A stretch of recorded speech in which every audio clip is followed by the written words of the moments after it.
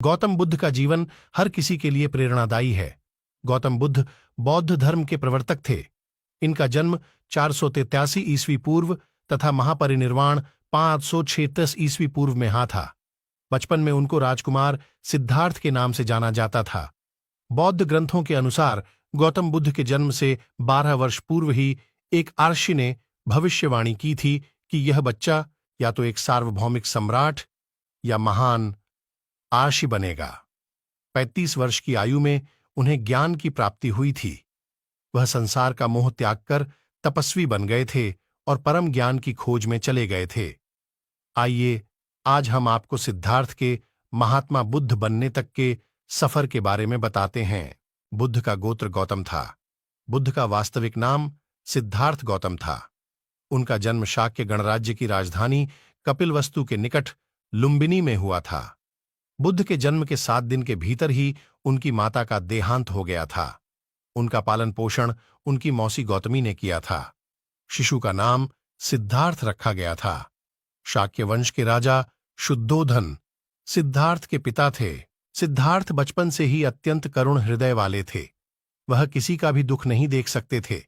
इतने प्रयासों के बाद भी 21 वर्ष की आयु में उनकी अपने राज्य कपिलवस्तु की गलियों में उनकी दृष्टि 4 दृश्यों पर पड़ी। ये दृश्य थे एक वृद्ध विकलांग व्यक्ति, एक रोगी, एक पार्थिव शरीर और एक साधु। इन 4 दृश्यों को देखकर सिद्धार्थ समझ गए थे कि सबका जन्म होता है, सबको बुढ़ापा आता है, सबको बीमारी होती है और एक दिन सब मृत्यु को प्राप्त होते हैं। इससे व्यथित होकर उन्होंने अपना धनवान जीवन, अपनी पत्नी पुत्र एवं राजपाट का त्याग करते हुए साधु का जीवन अपना लिया और जन्म, बुढ़ापा, दर्द, बीमारी और मृत्यु से जुड़े सवालों की खोज में निकल गए। सिद्धार्थ ने अपने प्रश्नों के उत्तर ढूंढने शुरू किए। समुचित ध्यान लगा पाने के बाद भी उन्हें इन प्रश्नों के उत्तर नहीं मिले। फिर उन्होंने तपस्या भी की, लेकिन अपने प्रश्नों के उत्तर नहीं मिले।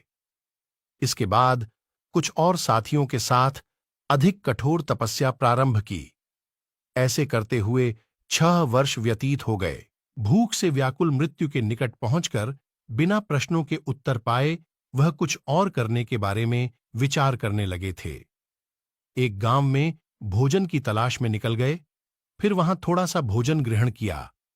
इसके बाद वह कठोर तपस्या छोड़कर एक पीपल के पेड़, जो अब बोधिवृक्ष के नाम से जाना जाता है, के नीचे प्रतिज्ञा करके बैठ गए कि वह सत्य जाने बिना उठेंगे नहीं। वह सारी रात बैठे रहे और माना जाता है यही वह क्षण था जब सुबह के समय उन्हें पूर्ण ज्ञान की प्राप्ति हुई थी।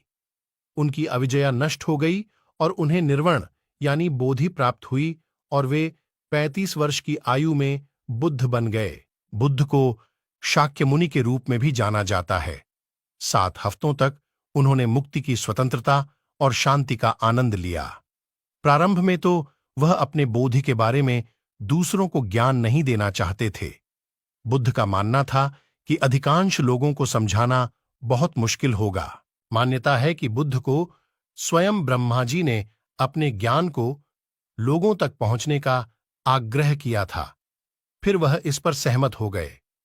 इस तरह उन्होंने अपना पहला धर्मोपदेश उत्तर प्रदेश के वाराणसी के पास सारनाथ में अपने पहले मित्रों को दिया था।